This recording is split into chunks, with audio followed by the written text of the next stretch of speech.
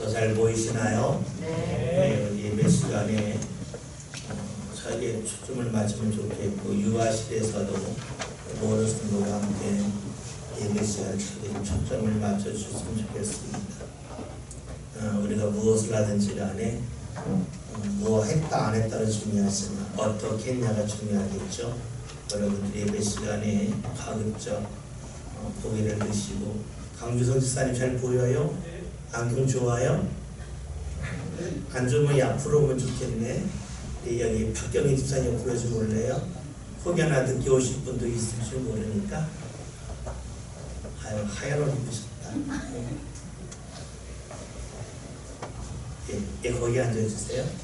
예. 이 시간에는 받았다, 바꿨다라는 주제를 가지고 주의 말씀을 함께 듣도록 하겠습니다. 금주 목요일부터 우리 교회 엘리베이터 설치를 위한 철거 공사를 시작하게 되었습니다. 원래 계획대로라면 지난 2월 13일부터 시작을 해야 됐는데 약 4주 정도 늦어졌습니다. 이처럼 우리 교회 공사가 늦어진 이유는 관공서에서 허가 나는 것이 미뤄졌기 때문입니다. 그 이유는 엘리베이터 설치를 담당하는 공무원이 경험이 많지 않아서 절차를 잘 몰랐기 때문입니다. 관공서에서 허가를 내주기 전에 마지막으로 하는 것이 현장 답사입니다. 지난 목요일인 날에 우리 교회의 20대 초중반의 두 여공무원이 우리 교회 현장을 살피고 사진을 찍고 갔습니다. 저는 그 공무원을 보면서 너무나 나이가 어려 보였기 때문에 아르바이트생이 아닌가 하는 생각을 가졌습니다. 그리고 수고한다고 제가 말을 하면서 목욕실에 있는 비타오백 2개를 한 사람 한 사람씩에게 나눠주었습니다.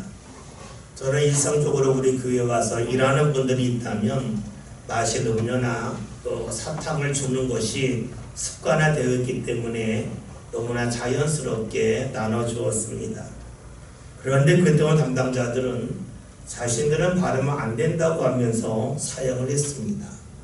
그 말을 듣는 순간 왠지 무한한 마음이 들게 되었습니다. 비타 500은 한 병에 500원 정도 합니다.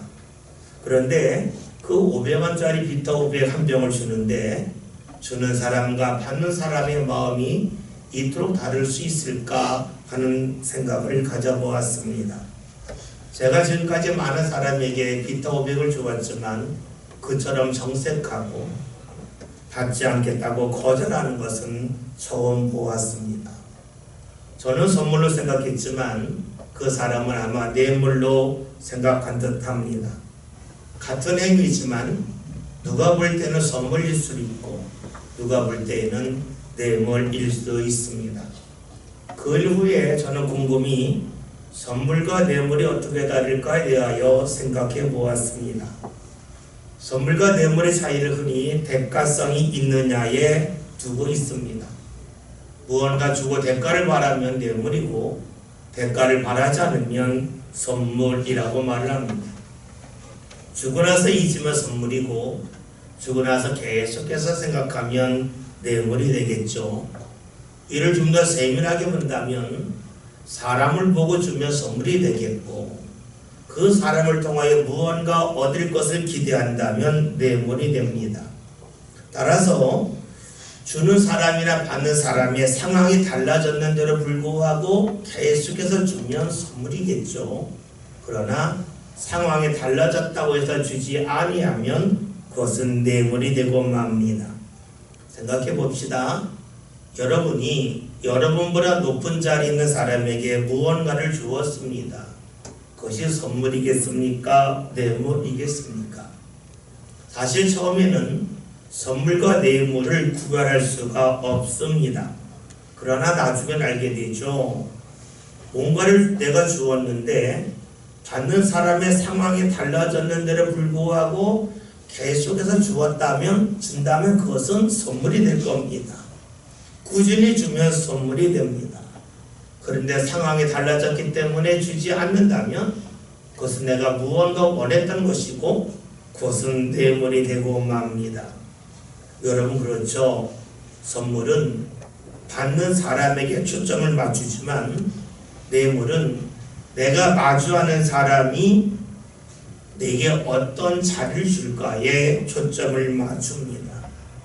따라서 처음에는 선물과 뇌물을 구별하기가 힘듭니다. 그러나 시간이 지나고 상황이 달라지면 선물인지 뇌물인지를 분명히 알 수가 있습니다.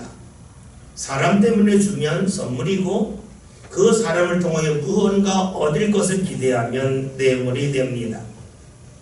한마디로 정리하면 선물은 사람에게, 뇌물은 자리에 초점을 맞춘다고 볼 수 있습니다.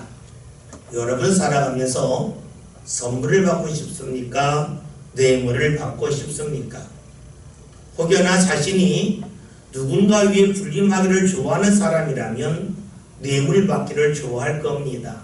내가 높은 자리에 있다고 하는 것을 증명할 수 있기 때문이죠. 그러나 뇌물을 받는 사람은 뇌물을 주는 사람을 사랑하지는 아니합니다. 오히려 긴장하죠. 왜냐하면 자신의 자리가 흔들린다면 더 이상 자신을 찾지 아니할 것이고 자신에게서 등을 돌리며 배신할 것을 알기 때문입니다. 따라서 뇌물을 주는 사람은 뇌물을 받는 사람을 긴장시키고 맙니다. 그렇기 때문에 뇌물을 받는 사람은 뇌물을 받지만 뇌물을 주는 사람을 은근히 경멸하게 되어져 있습니다. 반면에 뇌물을 주는 사람은 어떠하겠습니까? 뇌물을 통하여 자신이 원하는 자리에 이르기를 원하고 있습니다. 즉 그 사람이 자신의 인생의 하나의 교통수단이 되기를 원하지요. 우리가 어딘가 갈 때 버스 타고 택시 타고 기차를 탈 수 있지 않습니까?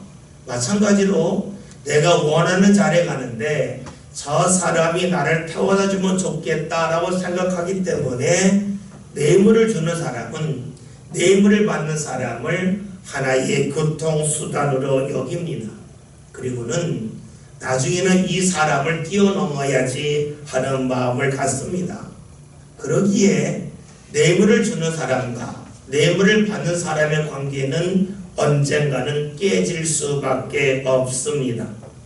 깨진다고 하는 것은 지금까지 관계를 부정한다는 것이고, 따라서 뇌물을 주는 사람이나 받는 사람이나 모두 불행할 수밖에 없습니다. 만약에 당신이 누군가를 통해서 무언가 얻겠다는 데 초점을 맞추면 당신 스스로 부정할런지는 모르겠지만 선물이 아닌 뇌물에 관심이 있다고 할 수 있습니다. 그렇다면 여러분의 삶은 불행에 이를 것입니다. 그런데 안타까운 것이 있습니다. 사람들은 지금 자신을 잘 알지 못한다는 데 있습니다. 오늘 나의 모습을 정확하게 아는 사람은 거의 없습니다. 다행한 것은 우리는 시간이 지나고 나면 과거의 모습을 안다는 데 있습니다. 지금 자신이 하는 판단이 옳은지 그른지 아는 사람은 거의 없습니다. 그러나 시간이 지나고 나면 내가 그때의 판단이 옳았는지 잘못됐는지를 대부분이 압니다. 지금 자신의 모습은 몰라도 과거의 자신의 모습은 알 수가 있습니다. 따라서 내가 지금 마주하는 대상에게 내가 초점을 맞추는지, 내가 그 대상을 통하여 무언가 얻고 싶은지 지금은 잘 모릅니다. 그러나 시간이 지나면 내가 어떻게 살아왔는지를 정확하게 알 수가 있죠. 내가 어디에 초점을 맞췄는지를 알 수가 있습니다. 이제 관점을 달리해 봅시다. 여러분은 여러분이 만나는 사람이 여러분에게 초점을 맞추는 것이 좋습니까? 여러분을 통하여 무언가 얻는데 초점을 맞추기를 더 좋아하고 계십니까? 다시 말하면 여러분은 선물 받는 대상이 되기를 원하십니까? 뇌물 받을 대상이 되기를 원하고 계십니까? 사실 이런 질문은 어리석은 질문입니다. 사람들은 누구나 나 자신에게 초점이 맞춰지는 것, 이것을 원합니다. 뇌물의 대상이 아닌 선물의 대상이 되기를 원하고 있지요. 오늘 우리는 이 시간에 하나님 앞에 예비하고 있습니다. 예비한다는 것은 하나님을 마주하는 것이고 하나님과 관계를 맺는 것입니다. 그렇다면 여러분은 하나님과 관계를 맺을 때에, 즉 신앙생활을 하면서 하나님에게 초점을 맞추고 계십니까? 아니면 하나님을 통하여 무언가 얻을 것에 초점을 맞추고 계십니까? 여러분이 신앙에 열심을 낸다면 여러분이 하나님 앞에 감사의 선물을 드리는 것이라고 말할 수가 있습니다. 반대로 여러분이 열심을 내지만 그 열심을 통하여 내가 무언가 얻겠다는 데만 초점을 맞춘다면 여러분은 하나님을 뇌물의 대상자로 여기는 것입니다. 사실 지금 나의 모습을 우리는 정확하게 알 수는 없어요. 내가 열심히 내는 것이 하나님을 선물의 대상으로 여기는지 뇌물의 대상으로 여기는지 정확하게 알 수는 없습니다. 그러나 우리가 지금까지 신앙생활의 모습을 뒤돌아본다면 이를 알 수가 있습니다. 상황이 달라졌음에도 불구하고 하나님을 향한 열심을 이어간다면 그것은 하나님께 초점을 맞추는 것입니다. 반대로 상황이 달라졌기 때문에 열심이 끊기거나 중단이 되어진다면 우리는 하나님이 아닌 하나님이 내게 주시는 것에 초점을 맞춘 것입니다. 그렇습니다. 오늘 내가 하나님과의 관계가 어떠한지를 보면 지금까지 나의 신앙이 하나님을 향하여 뇌물을 들었는지 선물을 들었는지를 분명히 알 수 있습니다. 앞에서 언급했던 것처럼 선물이 아닌 뇌물을 주고받는 관계는 모두를 불행하게 만듭니다. 왜냐하면 뇌물의 관계는 상대를 이동수단으로 삼기 때문입니다. 만약에 우리가 자리를 바꾸고 환경이 달라지는 이동수단으로서 하나님을 대한다면 하나님이 우리를 어떻게 여기시겠습니까? 당연히 하나님은 기뻐하지 아니할 것입니다. 그리고 그러한 신앙을 경계하시고 혐오하고 계십니다. 왜 그럴까요? 하나님은 우리를 대할 때에 우리 자신에게 초점을 맞추시기 때문입니다. 하나님은 우리를 대할 때에 너는 내가 선물을 줄 대상이라 라고 말씀하고 계시지 너는 내가 뇌물을 줄 대상이라 라고 말씀하지 아니하시기 때문입니다. 하나님은 우리가 지니고 있는 초점이 하나님에게 모아지기를 원하고 계십니다. 그런데 유감스럽게도 많은 사람들이 신앙생활을 하면서 하나님을 내 인생의 이동수단으로 삼을 때가 많이 있습니다. 하나님을 통해서 내 삶이 이동하면 좋겠다는 거죠. 내 자리가 달라지고 내 환경이 달라지면 좋겠다라고 여깁니다. 하나님을 선물이 아닌 뇌물의 대상자로 여기기도 합니다. 오늘 성경에서는 이런 사람을 대하시는 하나님의 안타까움이 나타나 있습니다. 본문의 말씀은 바울이 성령의 인도하신 가운데 갈라디아 지역에 있는 교회에 보낸 편지입니다.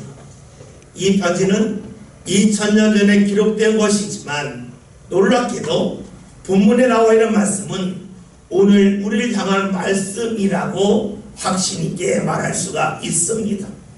하나님은 바울을 통해서 우리를 어떻게 대하시는지에 관하여 말씀하고 계시죠. 본문 2절에 있는 말씀을 함께 해보겠습니다. 내가 너희에게서 강한 이것을 알려 하노니 너희가 성령을 받은 것이 율법의 행위냐 혹은 듣고 믿음이냐. 아멘. 오늘 말씀을 보았더니 내가 너희에게 다만 이것을 알려 하노니 라고 시작합니다. 달리 말하면 다른 것은 몰라도 이것을 꼭 알아야 된다라는 뜻이죠. 무엇을 알아야 된다는 겁니까? 오늘 2절 하반절의 말씀을 보면 너희가 성령을 받은 것이 율법의 행위로냐 혹은 듣고 믿음으로냐 라고 말씀합니다. 갈라디아 교인들에게 하나님께서 성령을 주셨습니다. 성령은 하나님의 영을 말합니다. 하나님은 영이십니다. 영이라고 하는 것은 특정한 공간에 제약받지 아니한다는 것이죠. 우리의 몸은 공간에 제약을 받습니다. 우리의 몸은 교회에 있는데 교회 밖에 있을 수 없습니다. 공간에 제약을 받습니다. 그런데 영은 다릅니다. 영은 공간에 제약을 받지 않기 때문에 교회 안에 있을 수도 있고 교회 밖에 있을 수도 있습니다. 동시에 두 곳에 있을 수 있습니다. 영은 어디든지 있을 수 있습니다. 우리가 영에 대해 설명할 때에 전파를 이야기하죠. 우리가 교회 안에서도 핸드폰 전파를 받아서 휴대전화를 사용할 수가 있고 교회 밖에서도 똑같이 사용할 수 있습니다. 그리고 우리 교회에서만이 아니라 다른 교회에서도 다른 지역에서도 전파가 흐르기 때문에 휴대전화를 사용할 수 있습니다. 하나님은 어떤 분입니까? 영이십니다. 하나님은 영이기 때문에 어디든지 계실 수 있습니다. 한 사람만과 함께하는 것이 아니라 어떤 사람이든지 함께 하실 수 있습니다. 하나님이 영이라서 공간의 제약을 받지 아니하기 때문이죠. 그런데 오늘 말씀을 보면 갈라디아 교회가 하나님의 영인 성령을 받았다고 말씀하고 있습니다. 성령을 받았다고 하는 것은 하나님의 영을 받았다는 것인데 하나님이 영이시기 때문에 성령을 받았다고 하는 것은 하나님 자체를 받았다는 겁니다. 하나님이 함께 하신다는 겁니다. 하나님이 하나님 자신을 성도들에게 주셨다라고 볼 수 있습니다. 그렇다면 하나님이 하나님 자신을 갈라디아 교인들을 향하여 주신 것은 선물이겠습니까? 뇌물이겠습니까? 이것을 알아보려면 대가성이 있는지를 보면 알 수가 있습니다. 대가성이 있으면 뇌물이고 대가성이 없으면 선물입니다. 그런데 오늘 성경에서는 아무런 대가 없이 주셨다고 말씀하고 있습니다. 그래서 너희가 성령을 받은 것은 율법을 행했기 때문이 아니라고 말씀하고 있습니다. 즉 너희가 무언가 나에게 준 것이 있어서 그 대가로 나 자신을 주었다라고 말씀하지 아니하고 있습니다. 하나님의 성령을 주신 것, 하나님 자신을 우리에게 주신 것은 듣고 믿었기 때문이라고 말씀하고 있습니다. 성경은 아주 단호하게 말씀합니다. 하나님이 하나님 자신을 우리에게 주는 것은 대가가 아니라는 겁니다. 성령을 주시는 이유는 뇌물이 아니라 선물로 주신 것이라고 하는 것을 알라는 것이죠. 하나님의 성령을 주신 이유는 무엇입니까? 오늘 성경에서 말씀하고 있듯이 우리의 행위가 올바르기 때문이 아니요 주의 말씀을 듣고 믿었기 때문이라는 겁니다. 말씀을 듣고 믿을 때에 하나님은 자신을 우리에게 허락해 주십니다. 그런데 말씀을 듣고 믿는 것은 다 같은 것이 아닙니다. 대부분이 하나님의 말씀을 언제 믿습니까? 그것은 내게 필요한 것이 있을 때입니다. 여러분 그렇잖아요. 우리가 어려울 때일수록 하나님을 찾습니다. 어려울 때일수록 하나님을 믿습니다. 좀 더 정확하게 말한다면 내가 어려우면 하나님을 믿고 싶어 합니다. 보통 때에 하나님을 믿지 않고 부정했던 사람도 몸이 아프거나 하는 일이 잘 되지 아니하거나 간절하게 원하는 것이 있는데 그것을 얻지 못했을 때에 하나님을 믿습니다. 왜 그럴까요? 자기 주위를 살펴보았더니 도울 만한 대상이 남아있지 않기 때문입니다. 만약에 내 주위에 나를 도울 대상이 남아있으면 하나님 믿으려고 하지 않습니다.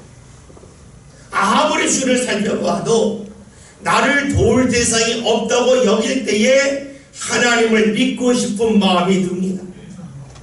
즉 우리가 하나님의 말씀을 듣고 믿는 것은 좀 더 정직하게 말하면 물에 빠진 사람이 지푸라기 잡는 심정으로 하나님을 믿습니다.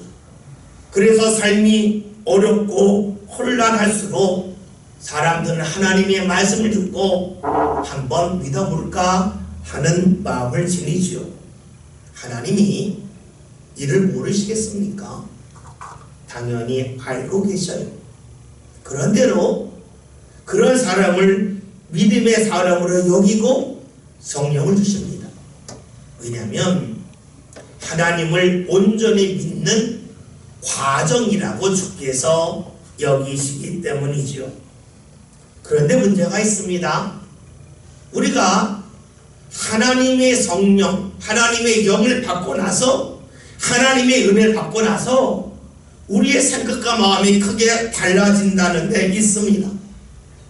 하나님의 은혜를 받기 전에는 하나님이 은혜 주실 것이라고 여기고 하나님을 찾지만, 받은 후에는 하나님이 주셨다는 인정을 잘 하라고 하지 아니합니다.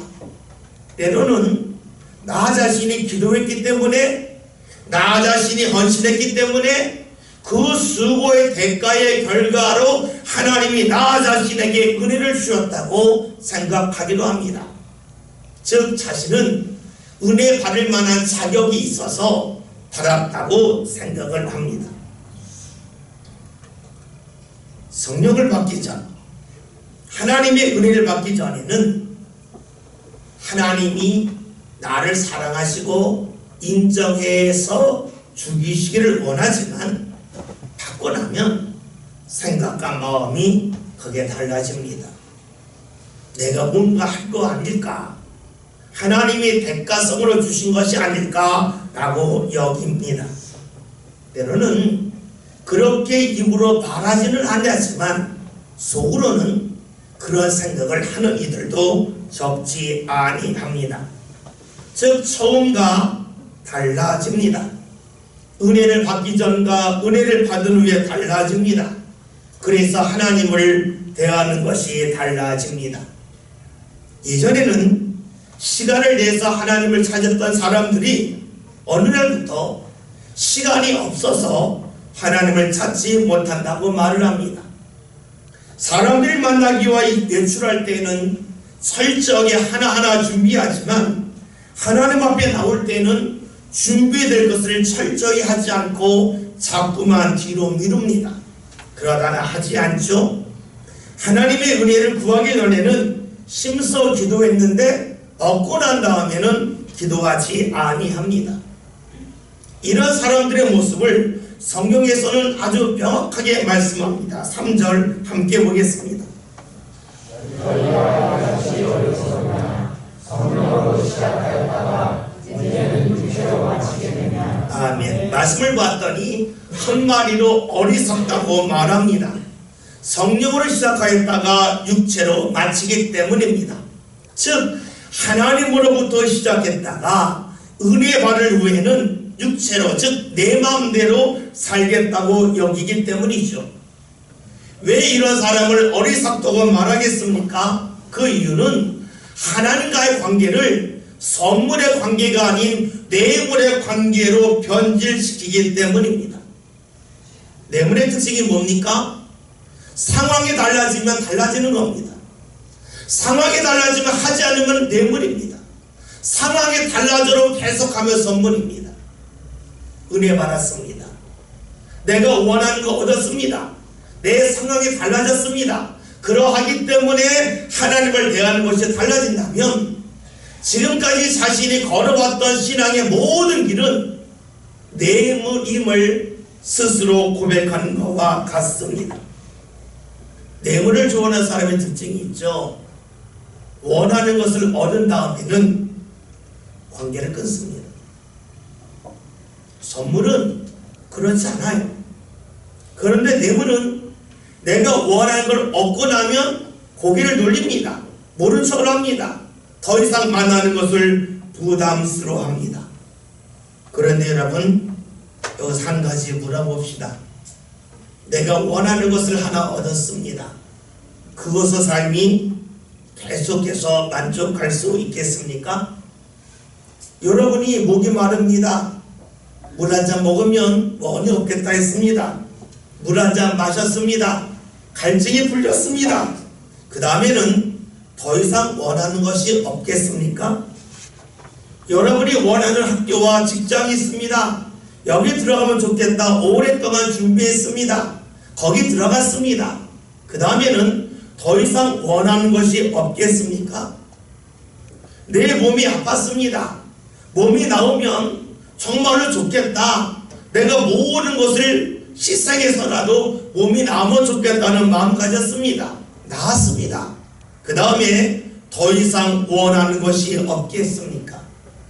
사실 이런 질문은 어리석습니다. 왜냐하면 이런 일은 절대로 일어나지 않기 때문입니다. 우리 삶에는 계속해서 문제가 있습니다. 어려움이 생깁니다. 문제가 있다고 하는 것은 내가 그만큼 힘이 부족하다는 증거입니다. 내게 힘이 있고 내게 능력이 많다면 문제는 없습니다. 힘이 부족하기 때문에 문제고 능력이 없기 때문에 문제가 되겠죠. 이를 모르는 사람은 아무도 없습니다. 그럼에도 불구하고 많은 이들은 하나님의 은혜를 받고 나서 자신이 원하는 자리에 한번 이루고 나서 하나님에게서 등을 돌립니다. 하나의 은혜를 받고 나서 그 하나의 은혜를 다음으로 이어가지 못합니다. 그래서 하는 일이 무엇일까요? 하나님을 높이지 않고 하나님을 깎아내립니다. 하나님을 깎아내린다는 것은 무엇입니까? 하나님을 향하여 욕하고 저주하는 것이 아닙니다. 은혜를 베푸신 하나님, 내 인생에 선물을 주신 하나님을 뇌물을 받는 하나님으로 만들어가는 겁니다. 하나님은 분명 나를 사랑하셔서 내게 선물을 주셨건만 하나님은 내게 뇌물을 받는 분이라고 여긴다면 하나님을 깎아내리는 것입니다. 이것을 오늘 성경에서는 성령으로 시작하였다가 육체로 마치는 사람이라고 말씀하고 있습니다. 하나님의 은혜를 받았지만 하나님을 향한 믿음과 마음을 이어가지 못하고 마음이 바뀐 사람, 하나님을 멀리한 사람을 향하여 육체로 마치는 사람, 어리석은 사람이라고 말씀합니다. 여러분, 이것이 옳지 않음을 우리는 다 알고 있습니다. 그런데 놀랍게도 우리는 옳지 않음을 알면서 그렇게 삽니다. 내가 그렇게 살아야지 결심해서 그런 것이 아닙니다. 나도 모르게 그렇게 됩니다. 은혜 받기 전에는 하나님은 선물을 주신 분이라고 여겼는데 막상 내가 원하는 은혜를 받고 나면 하나님은 내게 뇌물을 받는 분이라고 만들어갑니다. 의식하지 않아도 우리는 그렇게 살아갑니다. 왜 그렇겠습니까? 그 이유는 우리에게 잘못된 습관이 있기 때문입니다. 우리에게는 잘못된 습관, 그것은 나를 내세우고 싶고 나를 주장하고 싶고 내가 무언가 주관하고 싶은 마음입니다. 우리는 사람을 대하면서도 내가 누군가를 지배하는 것을 좋아합니다. 그래서 누군가 내 말을 들어야 좋아합니다. 내 말을 듣지 않으면 화를 냅니다. 왜 그렇습니까? 나를 내세우고 싶고 나를 주장하고 싶기 때문이죠. 이런 잘못된 습관이 우리로 하여금 나를 높이게 만들고 나를 자랑하게 만들고 그 결과 하나님이 내게 은혜를 주신 후에도 하나님을 높이기보다는 내가 무언가 했기 때문에 하나님이 내게 은혜를 주셨다고 말합니다. 하나님을 대가성 있게 반응하시는 분으로 만들고 말죠. 다음으로 우리는 죄인이기 때문에 그렇습니다. 여러분, 사람은 죄인이기 때문에 자신도 모르게 죄를 범합니다. 우리 손이 시커매면 내 손이 가는 곳마다 시커먼 것이 묻는 것처럼 우리가 죄인이기 때문에 내가 알게 모르게 죄를 범하고 맙니다. 그래서 옳지 않음을 알아도 옳지 않음이 드러나는 것을 싫어합니다. 내가 성령으로 시작하였다가 육체로 마치는 것을 아는데 그걸 누군가 말하면 싫습니다. 왜 그렇습니까? 내가 죄인이기 때문에 옳지 않음을 알면서도 옳지 않음이 드러나는 것을 싫어합니다. 하나님의 은혜를 받고도 하나님을 멀리하는 사람이 있습니다. 성령으로 시작하였다가 육체로 마치는 사람이 있습니다. 자신이 압니다. 그런데 이것을 다른 사람이 알면 싫어합니다. 그리고 계속해서 그렇게 살고자 합니다. 죄인이기 때문에 그렇습니다. 오늘 우리는 다른 사람에게 특별하게 나쁜 것은 하지 아니한다 할지라도 내 삶을 자세히 살펴보면 선물을 뇌물로 바꾸고 싶은 마음이 늘 자리하고 있음을 봅니다. 우리는 죄인임을 부정할 수가 없습니다. 그리고 심서 노력하지만 그 죄에서 벗어날 수도 없습니다. 냉정하게 말하면 죄인임을 알지만 죄에서 벗어날 능력은 우리에게 없습니다. 그래서 습관적으로 나를 모르게 하나님의 은혜를 받고도 등을 돌립니다. 알면서도 하나님 앞에 제대로 오지 못합니다. 어떻게 여기서 벗어날 수 있겠습니까? 방법은 단 하나밖에 없습니다. 우리의 무능력을 인정하는 겁니다.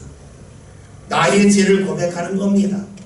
그리고 나의 죄를 대신해서 십자가를 지신 예수님을 믿고 따르는 것입니다. 우리의 노력으로 죄에서 벗어날 수 있다면 우리는 예수를 믿을 필요가 없습니다.